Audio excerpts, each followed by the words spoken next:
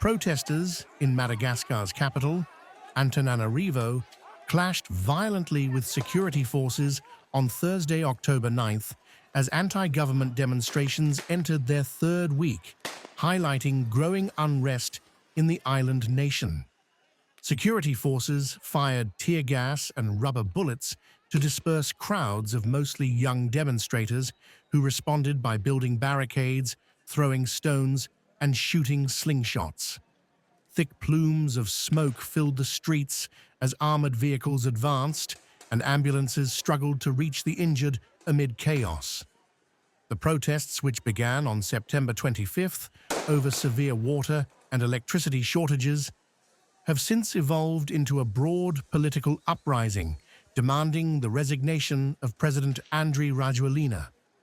Drawing inspiration from the Gen Z protest movements in Kenya and Nepal, the movement has united a frustrated generation of Malagasy youth who say they have endured years of economic hardship, corruption, and government indifference.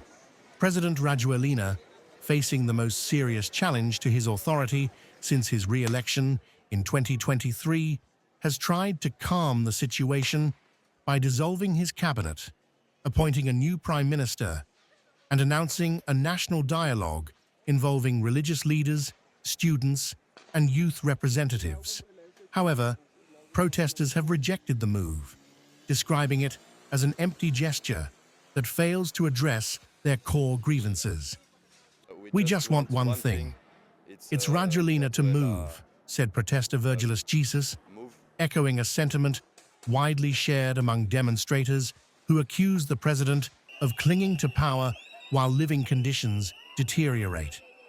Another protester, Lala Harizo, said, "In 12 years, no one has ever listened to us, which is why we are now insisting on the president's departure and not on dialogue."